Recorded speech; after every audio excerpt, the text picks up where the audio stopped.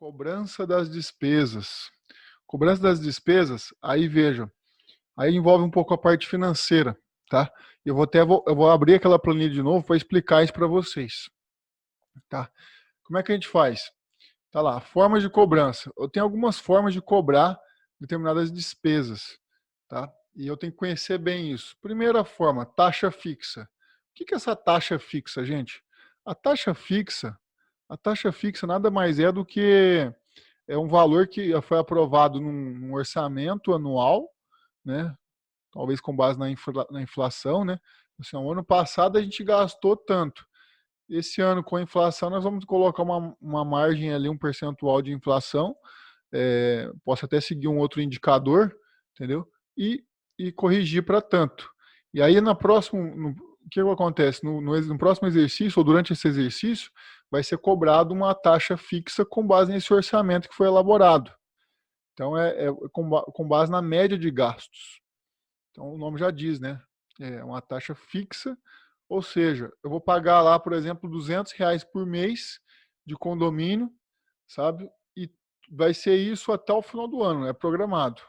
Por quê? Porque foi feito um orçamento ano passado, ou no final do ano passado, e que ia ser R$ 200 para cada um, né? Esse é o orçamento que está aprovado. Ah, Gabriel, mas pode ser que arrecada mais ou arrecade menos daquilo que gaste. Realmente. Aí, para se arrecadar mais ou menos daquilo que. Se arrecadar mais, beleza, né? Vai para o fundo de reserva. Mas o problema é quando arrecada menos do que precisa.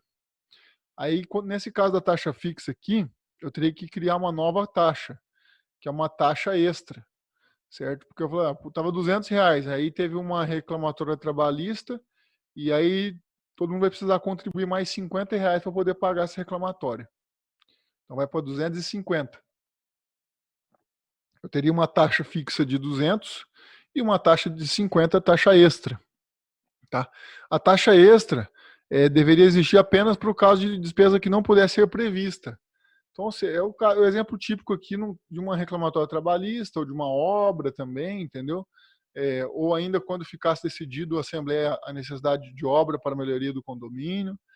Ah, Gabriel, mas reclamatória trabalhista dava para prever. Ah, com certeza. Então, você pode até colocar ali uma espécie de uma provisão para contingência trabalhista e cobrando ali todo mês um pouquinho. E colocar no orçamento, né, vamos dizer assim, no estudo para poder fixar a taxa para o ano seguinte. Né?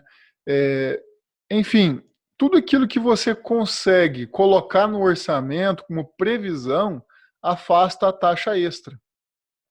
Eu vou dizer para vocês que a taxa extra é algo que talvez muitas pessoas não gostam de receber taxa extra. Como assim, Gabriel? É simples, você está acostumado a pagar no seu orçamento, você ganha lá, você tem uma renda bruta de tanto, e aí você coloca no seu orçamento o que você gasta de condomínio, o que você gasta de água, de luz, e coloca lá, né? Toda família tem seu orçamento.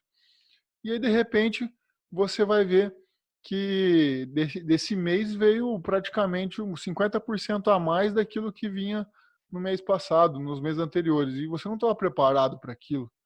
Então, ou seja, ninguém gosta de ser pego de surpresa. Ninguém gosta de ser pego de surpresa com uma taxa que não está dentro do seu orçamento, não está dentro do seu orçamento familiar, que eu quero dizer. Entendeu? Então, a partir do momento que você cobra muita taxa extra, as pessoas reclamam. As pessoas falam assim, peraí, o que está acontecendo aí? Isso não estava no orçamento? Isso não estava lá quando foi feita a aprovação da taxa fixa, lá na Assembleia?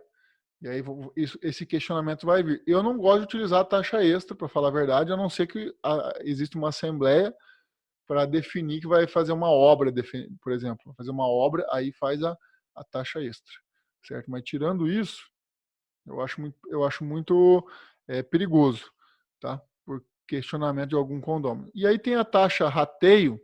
A taxa rateio, ela é um pouquinho diferente da taxa fixa. Por quê? Veja, na taxa fixa eu estipulei que seria gasto aproximadamente R$ 12.000 por mês, né? A taxa fixa é R$ 12.000 por mês. Eu vou até abrir aquela planilha lá para a gente poder exemplificar melhor, tá? Então, digamos que a taxa fixa eu estipulei que a minha despesa média é de R$ 12.000 mês. Deixa eu abrir ela aqui. Vou voltar ela aqui, ó. Então, R$ 12.000 com orçamento com taxa fixa.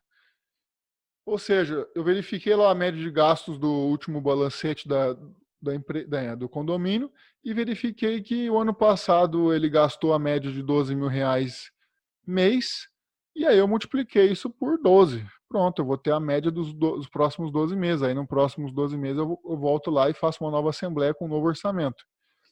Então, ficou um valor fixo.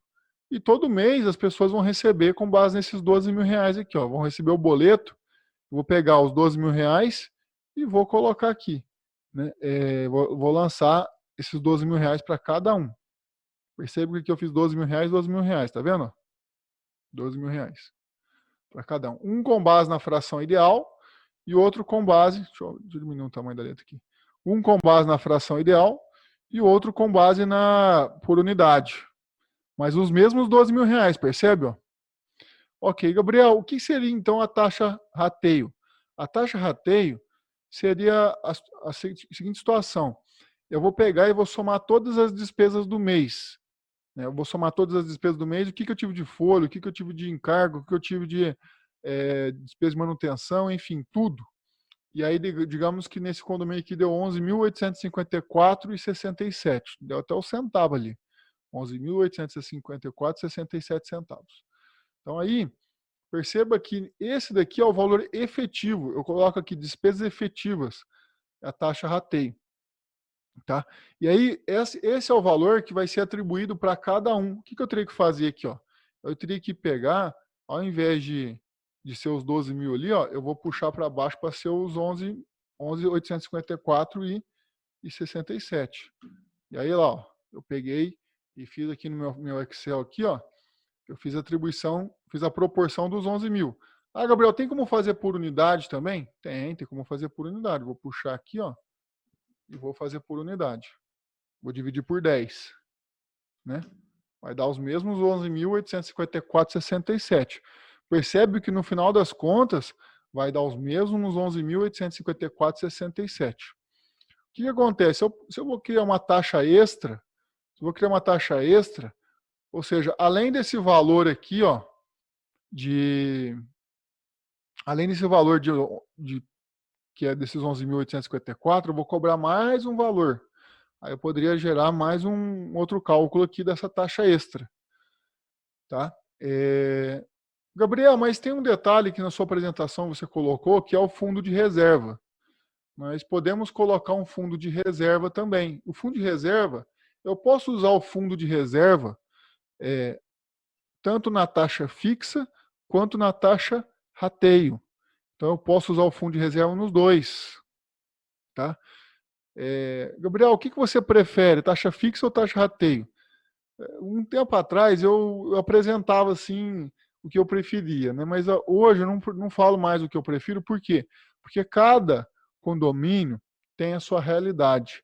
Cada condomínio tem a sua realidade. Por exemplo, se você mora num condomínio de 3 sobrados, talvez não seja interessante fazer uma taxa rateio. Divide as despesas do mês ali por cada um e cada um paga a sua parte, entendeu? Agora, num caso de um condomínio, por exemplo, que tem, sei lá, 5 blocos de 60 apartamentos cada bloco. Meu Deus do céu. É um gigante o condomínio. Então tem muitas unidades. Aí veja, nesse caso, pode ser, não estou dizendo que vai ser. Pode ser que a empresa, o condomínio fala assim, puxa vida, não vai ser legal fazer, eu vou ter que esperar todas as despesas do mês para poder fazer a taxa rateio. Então tem condomínio, tem administradora que não se sente confortável com isso. Em pegar e ter que lançar todas as notas para depois fechar o rateio. Então tem condomínio que não se sente confortável. Quer fazer a taxa fixa, quer fazer com base no orçamento. Tá? E aí, veja, não existe assim o melhor ou pior. Existem alguns pontos de vantagem e desvantagem para uma ou para outra, sabe? E aí cabe a cada um de vocês avaliar com o cliente, que é o síndico, o que é melhor para o condomínio. Lembrando que em ambas situações, eu posso colocar um fundo de reserva. Quais são as regras de fundo de reserva? Não tem regra de fundo de reserva, gente. Fundo de reserva não tem regra. Existem parâmetros, vamos dizer assim, existem práticas de mercado que o pessoal usa fundo de reserva. Então, por exemplo, está na lei que tem que ter um fundo de reserva de 10% do valor das prestações. Não está na lei isso. Então a lei não fala nada disso. Então não cabe a gente, vamos dizer assim, travar nisso. Eu posso colocar o jeito que eu achar conveniente o fundo de reserva. Bom, aqui eu tinha colocado que a taxa fixa R$ 12.000 e a taxa rateio R$ 11.854,67. Digamos que eu quero fazer o seguinte, eu quero pegar esses 11.000 aqui, que é a taxa rateio, e fazer um fundo de reserva em cima do rateio. Então, eu vou fazer o seguinte, mais um fundo de reserva de 5%, mais 5% de 11.854,67, que é o valor total das despesas. Olha, foi para 12.447,40, certo? Então, foi para 12.447,40. Perceba que quando eu vou fazer o rateio entre todos os condôminos, eu incluí mais um pedacinho de fundo de reserva, porque nós tínhamos apenas 11.854,67 de rateio, porém eu coloquei mais 5% do valor das despesas para poder jogar no fundo de reserva. Ah, Gabriel, mas você está colocando um fundo de reserva muito baixinho, tinha que ser uns 10%. Bom, aí aquele negócio, sabe? Cada condomínio pode conversar entre ele e o administrador para ver o que é melhor colocar de fundo de reserva. Lembrando que a questão do fundo de reserva é sempre importante aprovar em uma assembleia. Assim, olha, na assembleia ficou definido que vai ser tantos por cento de fundo de reserva, sabe? Então é importante que seja definido isso em assembleia. Um outro ponto importante também, dá uma olhada sempre na sua convenção. Pode ser que na sua convenção ele fala lá, o fundo de reserva tem que ser de, sei lá, 5% de tanto, ou 10% sobre um valor X. Então,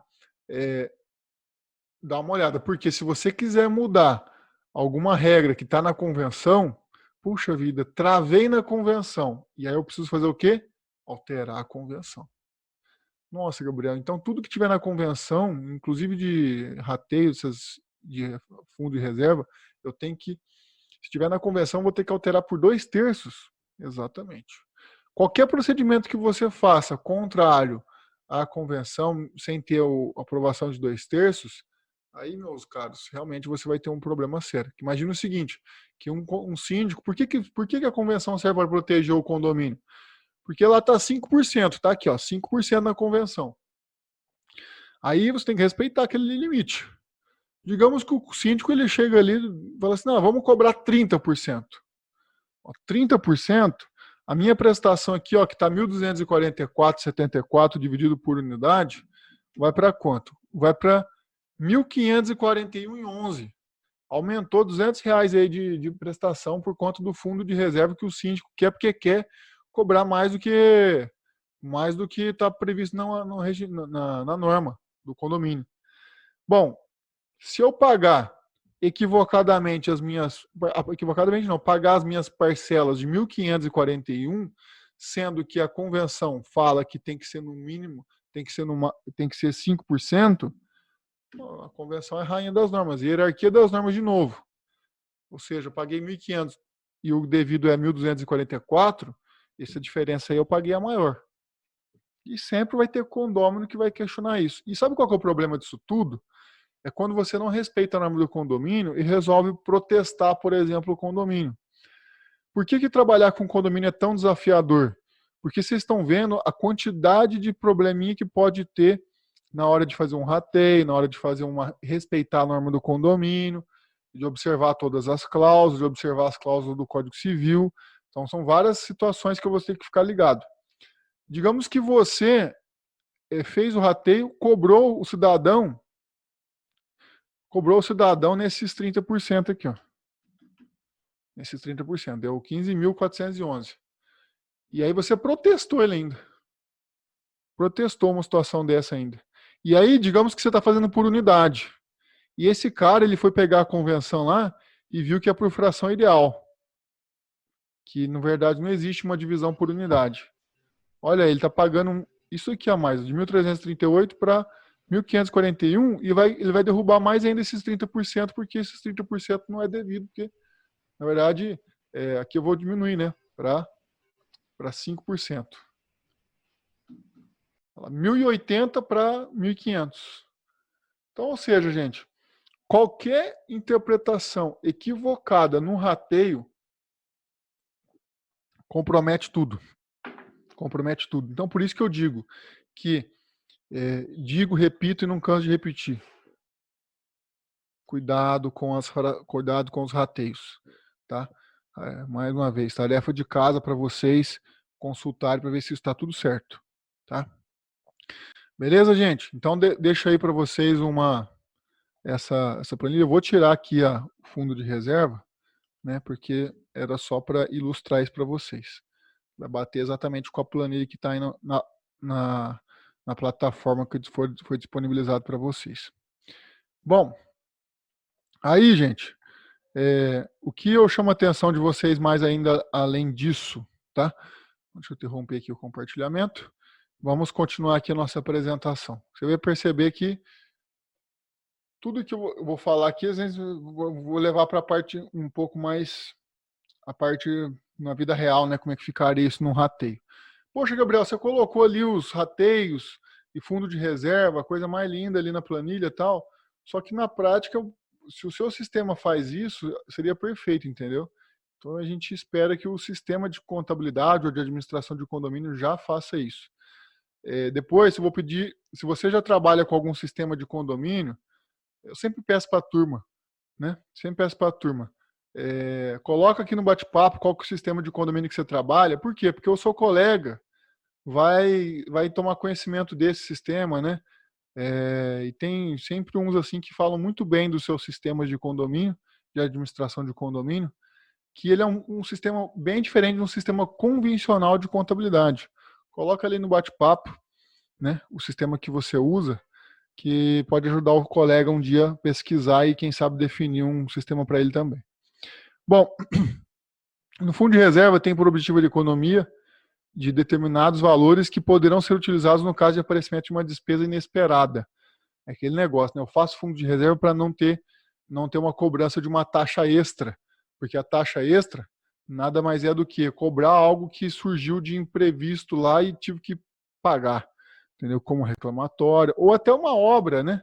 O fundo de reserva para construir uma obra ali seria perfeito, porque vou pagando todo mês 5, 10%, vai acumulando aquele valor. Só que veja, chega lá na frente, esse fundo de reserva, ele tem que aprovar para realizar a obra, respeitar o quórum de realização de obra. Mas nós vamos ver quais são os quórums para realizar obras dentro do condomínio. Não é simples assim que você chega lá e vai realizando obra, pega o dinheiro e gasta no condomínio com obra. Não, você tem que respeitar ainda o quórum de obras. Tá? Talvez é outro ponto que esse de obras, casado com a parte de rateio de despesa, são os campeões de bilheteria.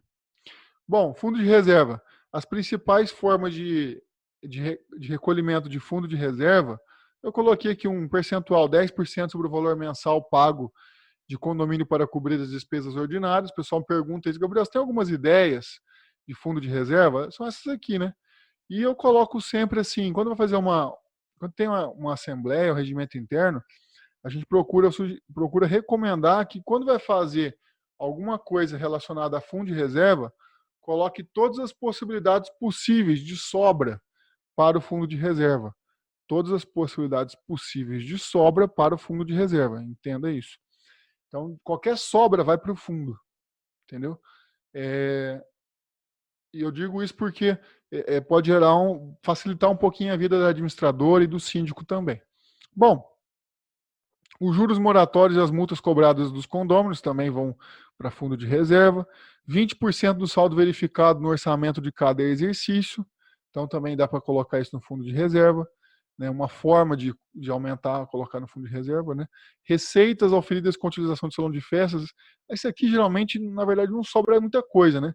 Porque, geralmente, essas despesas, aliás, essas receitas, são exatamente para poder pagar uma faxineira específica do salão de festas. Então, não tem muita sobra aqui, a não ser que, por exemplo, duas pessoas usaram no mesmo dia, pagaram taxas, as mesmas taxas, contudo, pagou uma faxineira só. Aí sobrou alguma coisa, aí é, nesse caso, manda para o fundo de reserva. Então, ou seja, tudo que sobra, o ideal é mandar para o fundo de reserva. Tá legal? Bom,